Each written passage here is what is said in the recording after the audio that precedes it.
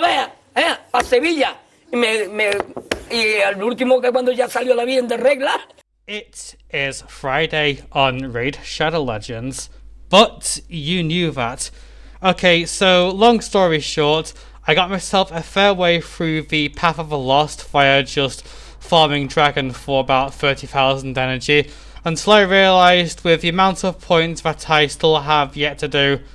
Yeah, I know I mentioned about how if people didn't do this sort of thing, point requirements would be lower, but we're long past the point where we have any influence over that, so it is what it is.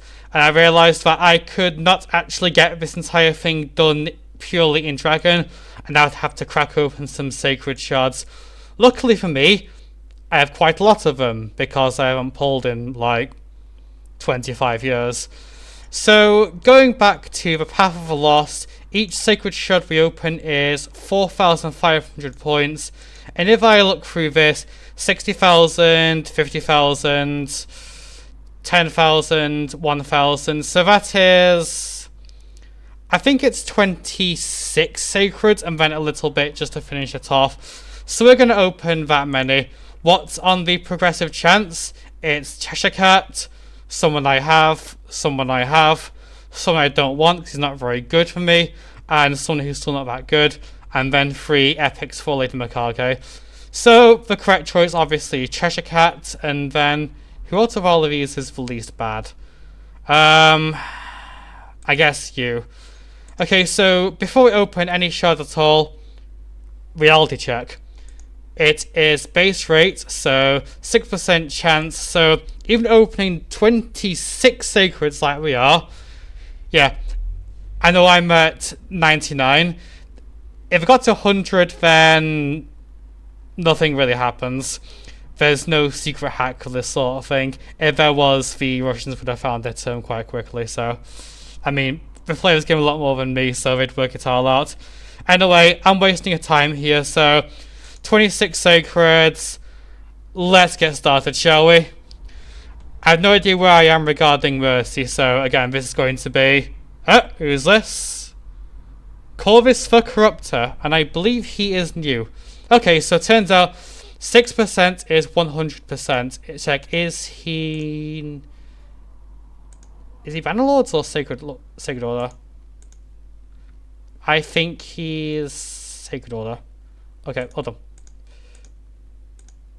Okay, yeah, it's my first one. Okay, so that's a new legendary to begin with, so I guess that's a decent start, right? Let's keep going. He's a poisoner, designed more for a progression, but there is use for him in terms of limited content and the similar, so yeah, I'll keep him around then, shall I? The rest is going to be a bunch of 6%. Oh, also, yeah, I'll review every epic as I get them in like 10 seconds. Durva Hungerer, decentish epic reviver for Demon Spawn. We don't have any others apart from Duchess, and I think that's it. So, yeah, if you're progressing early faction wars, then yeah, he's definitely worth taking up. Pitiless one, trash. Next, champion. Yeah, some epics are just completely beyond repair. Mausoleum Mage, great as a way to place increased defense and block people in your team, good defending them. Also has a cleanse and a heal. Potential decreased speed as well. Also support, weak roll. So yeah, he's also someone you're probably going to end up 60ing if you're progressing through Undead Horde's faction wars or just in general. Rector Draft, also very good. Again, enough reviver support, another healer, potential to freeze attack if you put some accuracy on her, and also extra heal that way. Actually very good, so yeah, if you get a Rector Draft early on, actually I believe you get one from the beginner path. Lady Quillen, generic attack epic. Apparently decent in a couple curse stages later on out of having no better options because like rares are epics, but that's kind of about it. She's probably not going to be your first choice of a 60. Aishma, mostly just for Lady Mikage. I believe she does have some poison. Okay, it's a pretty low chance. Yeah, not the best. If you get Lady Mikage, great. Past that, I wouldn't do much with her. Okay, Yugo, still one of the best epics in the game, especially for Hydra. Has a healing cleanse, decreased defense on block buffs, AoE on a 3-turn cooldown. This goes up to 100% chance against Hydra, and potential leech, also conditional revive. Again, very, very good epic. If you get a second one, build a second one, because you're probably going to need both. Okay, Tyrell, again, really good epic. AoE decreased defense, that can be also asleep, which is very conditionally useful. A 2-turn stun single target that cuts the turn meter by 50%, and decreased attack, that's going to work more often when it doesn't. Plus defense, or again, really good. Probably don't need 2 of them, empower the 1, but yeah. Okay, that's another Ashma, that goes the same as the other one.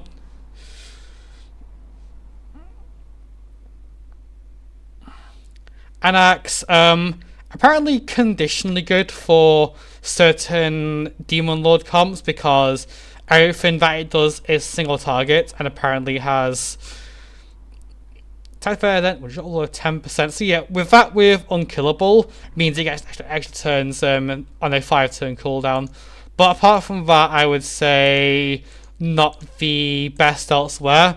Yep, there's other options for unkillable Demon Lord strategies. Lady Atessa, got buffed once, still very bad. Next champion. You know, it's all the supports that are good, and then all the attacks are bad. Steel Skull, another very good one. Poisons that book up to 35% chance each 2 of them. Cleanse and heal, increased defense also heals you. Also, faster than Arbiter. No, really, it's 111 speed at full ascension. Arbiter's 1 turn. Steel Skull also very good for soloing Scarab King in various rotations of Curse City, so yeah.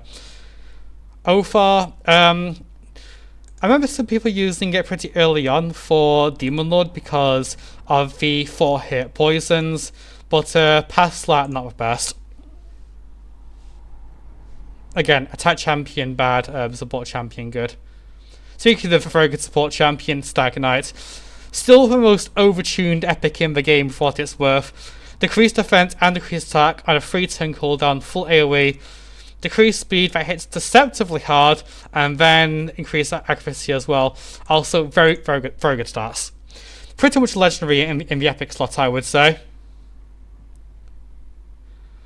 Tomo, designed exclusive from Shadowkin faction wars because of, let's see now, yeah, 2-turn, otherwise 3-turn Shadowkin, and yeah, but still, there's actually better options. Slatin Shadowkin's pretty overloaded overall.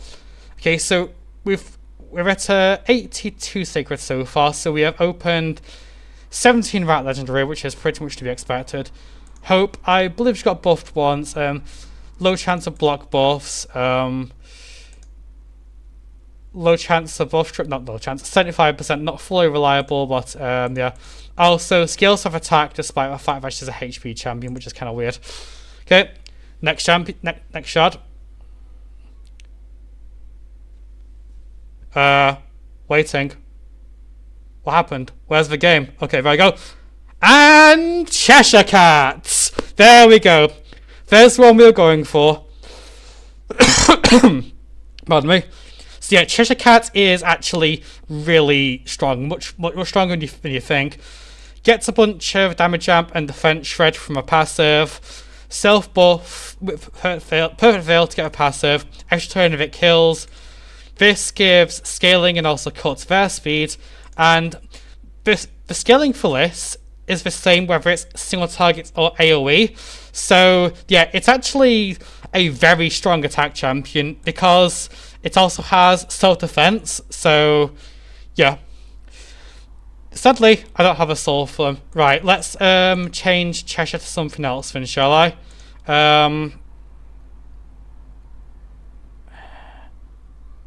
Let's go with Fallen, shall we? Probably not going to get them, but okay, so we need to open another 7 sacred shards yet. Is it 7? Yeah, 7, and we'll work from there. But yeah, Cheshire Cat on a 8% chance, I'd say. So yeah, I guess I have them now. Right, let's keep going. Sometimes it's better to look out than, yeah. Kinagashi, pretty much Shadowkin's only unconditional reviver. Everything else has some condition attached to it.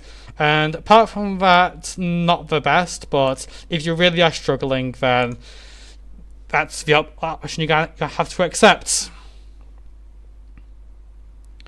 Terror Beast, not very good. Apparently works with Packmaster Shayak, who is all but forgotten by plarium themselves, because they're waiting for that legendary Caragor that we were supposed to have got, but we never got. So yeah, instead of the only ones you have are rares and epics. It is what it is. Lorn the Cutter, again, generic attack epic that doesn't really do whole lot that's exciting. Again, if you have nothing else for Curse City at all and you're really desperate, then sure, but apart from that, you can just have to look elsewhere.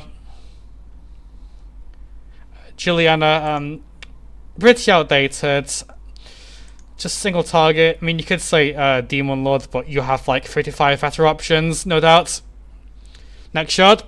What's it going to be? Morag Bronzelog. Actually deceptively good. Has a counterattack with 2 allies, double hit, which is decent for Fire Knight. That's where she finds herself being used as the Curse City Fire Knight stages.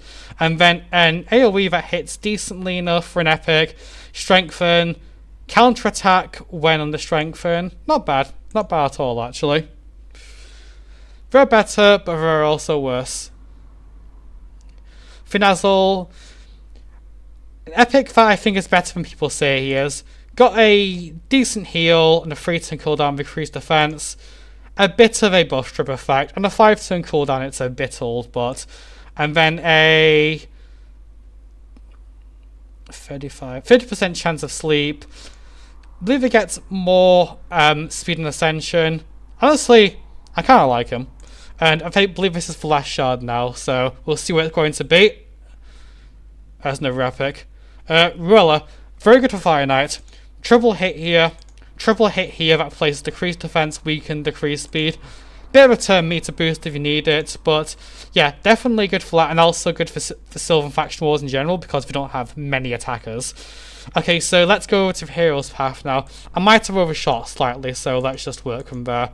Actually, I can tell that I haven't. So, first off, Balar the Lost, we have him now. Crack open this, take this,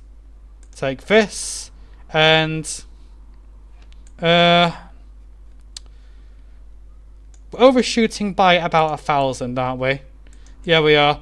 Okay, tell you what then, in that case, I'll just do the last bit in Dragon because it's not many points off, and I'll collect the soul, and I might do some of that Balar the Lost at a later point. Like, see, just check that I haven't been scammed. He is here, trust. Alongside my brand new Cheshire Cat. I mean, the skin fliss is actually really good. Did you know that Cheshire Cat is actually one of the only 2 demon spawn who were on allied to Zero for Dark Lord? Just 1 second.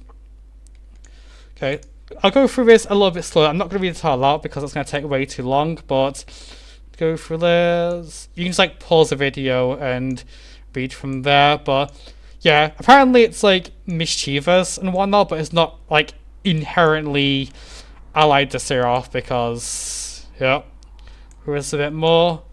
So yeah, I build Cheshire and I'll build Balar the Lost, and maybe I get a soul for Cheshire Cat at some point and I can give him a bit of a go. Who knows? Maybe not. Anyway, that's everything.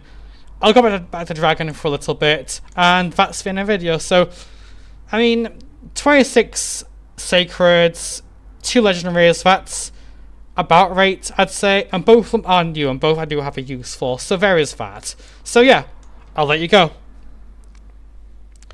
See ya.